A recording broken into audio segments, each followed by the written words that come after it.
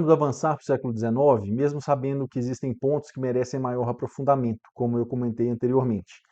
Para a transição do século XVIII para o século XIX, eu selecionei dois temas. O primeiro foi sobre um vídeo sobre Felipe dos Santos e a sua relação com Chica Mina e com Santos Dumont.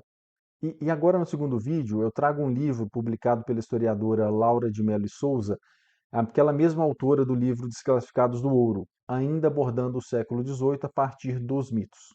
E eu precisava fazer isso efetivamente porque esse canal ele traz a história, mas junto disso diferentes análises de Minas, e se valendo muito do poder dos mitos para entender esse caráter atemporal das forças que criaram e ainda moldam tanto o presente quanto o futuro deste Estado. Então, o que a Laura diz? Bom, desde o avanço dos bandeirantes sobre o atual território mineiro até a exploração do ouro e a relação estabelecida de Portugal com o Brasil, a história de Minas passou necessariamente pelos mitos. Como que os mitos foram utilizados em diferentes momentos da história de Minas, ainda com foco no século XVIII, é o que vamos abordar aqui. E claro, a partir da estrutura desenvolvida pela Laura, podemos utilizar essa estrutura como inspiração para pensarmos a partir de qual dimensão nos relacionamos com esse território, quais são os discursos utilizados atualmente e o que fica de fora, o que tem ficado à margem dessas relações estabelecidas em Minas. Isso é muito importante. Imagine então o Fernão Dias Pais, o maior bandeirantes que tivemos aqui, em 1674, com a sua bandeira saindo de São Paulo e adentrando o interior do Brasil e chegando no território atual de Minas. Esse seria o início da constituição do espaço que conhecemos hoje por Minas, inicialmente ainda formado por uma capitania que integrava Minas Gerais, Rio de Janeiro e São Paulo, e só a partir de 1720 separada numa capitania única devido às descobertas do ouro. Bom, o Fernão Dias Pais, ele veio para cá então em busca da lendária Serra de Sabarabuçu, com o sonho de encontrar grandes jazidas de esmeraldas. Isso era um mito edênico que esteve presente em toda a jornada de descobrimento do Novo Mundo. E é como se buscassem a região de Potosí, atualmente na Bolívia, com aquela exuberância da prata que tinha até então cunhado boa parte da circulação de moedas no mundo. Era como se eles buscassem isso no interior do Brasil e no interior de Minas, cruzando e ultrapassando as cadeias de montanhas. E como a Laura descreve bem, as esmeraldas que matavam de esperança e de febre e nunca se achavam mostram ser, uma vez encontradas, verde engano. Meras turmalinas, simulacro das procuradas pedras preciosas.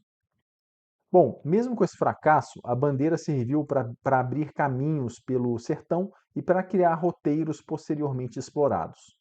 Então foi a partir desse mito que Minas Gerais se estabelece como um espaço dotado de uma certa unidade interna. E essa imaginação a partir do mito permanece nos vários viajantes e aventureiros que se atreviam a desbravar o nosso território. Eles diziam estar caminhando sobre uma chapa de ferro, que os seus cavalos pisavam em cobre sem qualquer tipo de mistura de terra, e que a serra era formada por pedras de ferro. Depois, já na exploração do ouro, essa visão do Éden se repetiu várias vezes quando a atividade mineradora se expandiu na expansão das fronteiras estabelecidas, criando novos bolsões de mitificação e uma edenização tardia. Era como se grandes riquezas estivessem prestes a se revelar, e assim as riquezas ocultas desse vasto território, com ricas entranhas, pudessem se revelar e alimentar essa sanha de exploração daquela nova população que se estabelecia aqui no nosso estado. A fauna e a flora diversa, também junto de um clima tropical, e isso reforçava para que os portugueses que aqui chegavam tivessem essa visão de um paraíso a ser desbravado, um paraíso que escondia imensas riquezas. E aqui em Minas, eles também criaram uma visão de uma ilha Brasil, devido ao extenso território que precisava ser desvendado, com rios caudalosos e histórias que se misturavam também aos mitos indígenas, e sempre presente ali aquela esperança de uma riqueza a ser encontrada. Mas essa relação da nova população que chegava não ficava restrita a essa dimensão mítica. Por se tratar de um novo território, virgem, desconhecido, o medo acompanhava e assombrava essas expedições. Inicialmente, o medo vinha das montanhas, da dificuldade de transpor a Serra do Mar, a Serra da Mantiqueira, a Serra do Espinhaço, com todos aqueles declives, grotas, vales, escarpas afiadas, cachoeiras, algum momento com matas fechadas, em outros com campos suaves ou em outros com uma vegetação mais rala. As montanhas de Minas, elas despertaram ora temor, ora reverência. Era como se fossem o limite de uma passagem entre dois mundos, com possíveis conquistas à frente e sem a consciência do que significava o velho mundo. Bom, essa visão trágica na concepção da Laura foi também alimentada pelas grandes fomes que ocorreram aqui em Minas entre 1698 e 1701. Foram ondas de fome que refletiam um desequilíbrio entre essa busca incessante da exploração do ouro e a falta de planejamento para abastecer de alimentos à população que aqui se instalava. Para isso, ela cita uma passagem do Códice Costa Matoso e de uma tese de doutorado sobre o abastecimento de comida em Minas no século XVIII, que diz o seguinte: houve tal que matou ao seu companheiro por lhe tomar com a sua tenaz de pau uma pipoca de milho, que do seu borralho saltou para o do outro, dos poucos grãos que cada um tinha, para alimentar aquela vida naquele dia.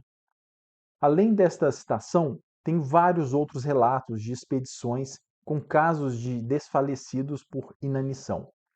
E também se somava a isso o espírito revoltoso dos mineiros, com diversos motins.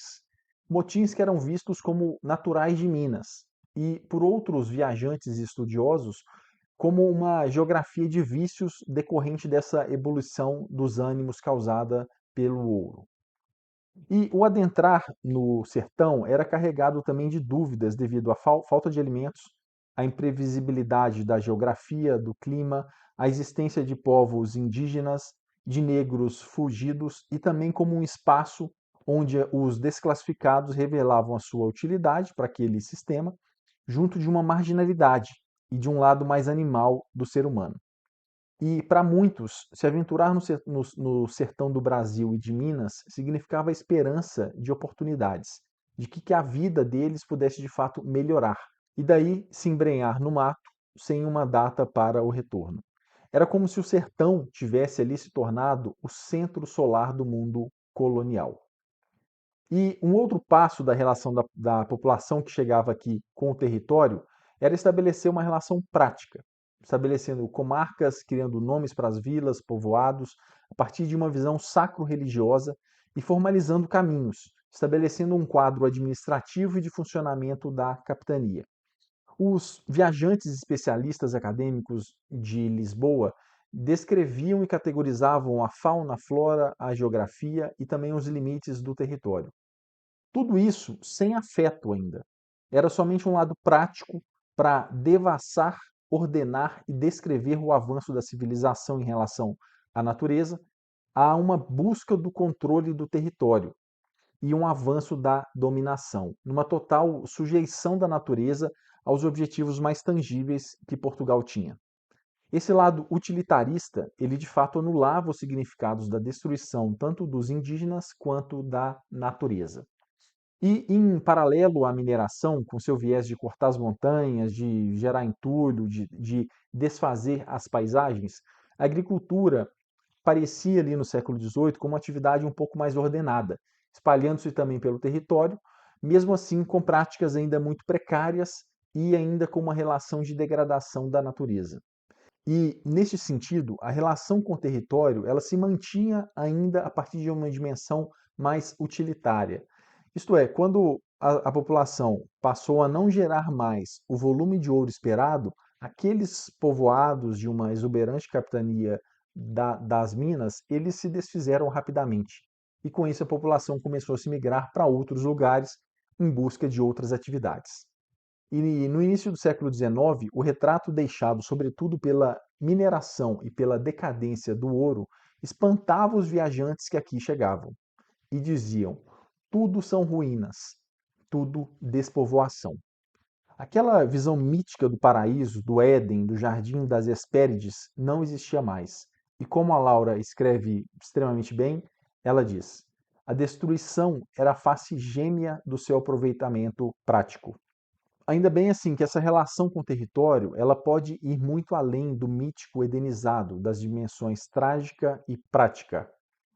E em algum momento, a partir do povoamento e da urbanização propiciados pelo ciclo do ouro, afetos foram estabelecidos entre as pessoas e das pessoas também com o território. E é isso que me interessa aqui. Porque é a dimensão afetiva que permitiu e que ainda permite enxergar um novo caminho para o território, de estabelecer limites, tanto para a dimensão prática e de estabelecer também uma relação com esse território sem a promessa de uma dimensão mítica do Éden, de um paraíso que vai ser um dia encontrado. E isso, inclusive, nós perdemos nos dias atuais e precisamos voltar a discutir isso com calma. Bom, mas de volta ao século XVIII, para entendermos melhor essa dimensão afetiva, foi principalmente na segunda metade do século XVIII quando ocorreu uma grande explosão intelectual e artística, sem referência jamais tida tanto em todas as colônias de Portugal. E alguns exemplos mais conhecidos são Antônio Francisco Lisboa, o nosso Aleijadinho, o Manuel da Costa Taide, ambos na parte mais artística, também o José Joaquim Emérico Lobo de Mesquita, que nasceu no Cerro, foi compositor, organista e mestre de capela, e também Cláudio Manuel da Costa e Tomás Antônio Gonzaga, ambos na literatura. Esses personagens, claro, eles merecem depois um aprofundamento aqui no canal. Bom, esse foi um momento de grande riqueza cultural. E era uma riqueza, uma cultura que permeava as relações entre a Igreja Católica, o poder local e o meio ambiente. E nesse mesmo ambiente, tanto os mapas e as cartas cartográficas, as pinturas, os desenhos dos viajantes, tudo isso relatava de fato uma relação entre indígena e portugueses que buscava, utilizando as palavras da Laura, harmonizar as diferenças e dissolvê-las pelo convívio a partir da paisagem mineira. Isso é muito interessante. A natureza visto como um ambiente de convívio e de dissolução das indiferenças, e não somente a partir da sua dimensão mais utilitária. E esse é um insight muito pertinente para a atualidade e pouquíssimo utilizado hoje para a gente estabelecer um caminho de harmonia na sociedade. E um outro ponto interessante é como que houve uma intensificação do movimento cultural na segunda metade do século XVIII, mesmo diante da desaceleração e da escassez do ouro. Aquela decadência do ouro, que a gente já estudou aqui com calma, isso gerou um movimento via festas religiosas de demonstrar que aquela opulência, que aquela riqueza ainda se fazia presente em Minas. Assim como a elite de Minas, que de fato frequentava as grandes universidades da Europa, principalmente Coimbra, tanto estudando como trazendo soluções e técnicas modernas para cá, e também trazendo centenas de livros a partir dos quais eles refletiam sobre a realidade que aqui encontravam. Nesse momento específico, a relação entre a fidelidade à metrópole e o afeto por Minas ficou muito mais evidente. E um exemplo disso é a própria Inconfidência Mineira, que a gente já estudou e abordou com calma aqui dentro. Nesse momento também, a relação com a montanha se transforma daquelas montanhas míticas e com linhas mais trágicas para uma montanha vivida, uma montanha que de fato inspirava o artista e trazia um orgulho de pertencimento. E com isso, um conflito sofisticado na literatura, que enxergava aquela riqueza explorada versus as atividades de espírito e de afeto. Um exemplo são os poemas de Tomás Gonzaga. E em outros ilustrados da época, como Alvarenga Peixoto, ficava evidente os seus questionamentos nos seus textos para quem de fato o ouro servia. Um ouro que era levado para a Europa para sustentar de fato os luxos e que chegava muito perto de questionar aquele sistema colonial. Era uma Minas que aparecia na discussão da Inconfidência com a capacidade de se autossustentar, de buscar sua autonomia, inclusive a partir da instalação de manufaturas, de um sonho já existente naquela época de uma indústria. E vale lembrar aqui do Álvares Maciel. De novo, aquelas pessoas ainda recorriam a uma dimensão mítica, com atributos edênicos de Minas e uma visão paradisíaca do futuro possível. Era uma quase espera de que a natureza pudesse trazer e propiciar a riqueza para os seus habitantes. Aquela frase conhecida, os filhos das minas sempre pobres e sem nada de seu. Isso explica muito bem o conflito entre a geração de riqueza e a pobreza da população que aqui estava, sem perspectiva de desenvolvimento devido ao sistema aqui implantado. E uma outra sacada da Laura é também sobre como que a sensibilidade no meio natural ajudava a construir uma consciência política. A visão edênica, junta da sua dimensão prática e de uma crítica do pouco que por aqui ficava, isso gerava um forte questionamento naquela sociedade. Em uma citação, ela se referindo às discussões da época, diz: um erário rico, uma nação pobre. E o mais legal é que o questionamento surge a partir da dimensão afetiva. Foi a dimensão afetiva que gerou um sentimento de especificidade no território e de vínculo do território com a sua população. E nesse sentido, é a dimensão afetiva que sim, que definiu as fronteiras reais de um povo mineiro, tanto no campo político, quanto social, quanto geográfico.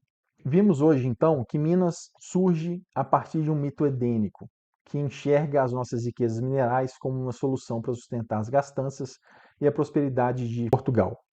E essa dimensão de um paraíso perdido logo deu espaço para outras interpretações do nosso território. Conforme o espaço era desbravado, corria o extermínio de povos originários, a fome do início do século, depois a utilidade prática de estabelecer regras e uma ordem no território para melhor explorá-lo, e também, por fim, como que se deu a relação afetiva das pessoas com o território. E, de fato, o que me interessa aqui é perguntar e questionar sobre quais são os tipos de relação que estamos tendo com o território. Quando vemos a mineração sendo utilizada nos dias atuais para beneficiar poucos, quando o estabelecimento de vínculos é pautado somente por relações econômicas, quando verbas e programas culturais são cancelados, o afeto claramente perde espaço. E, novamente, o território serve apenas para atender uma visão de um paraíso que cria promessas, que cria uma fachada de ilusão e que precisa de uma ordem prática, mas que não serve à sua população. E é impressionante que, mesmo depois dos dois maiores desastres ambientais do nosso estado, essa dimensão afetiva não conseguiu avançar e não conseguiu estabelecer novos laços com a sua população. É claro que há outros caminhos, inclusive uma visão pós-moderna, para de fato pensarmos nessa relação dos indivíduos com o território.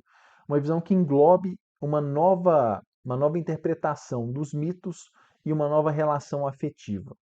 Estamos muito longe disso, mas há um caminho.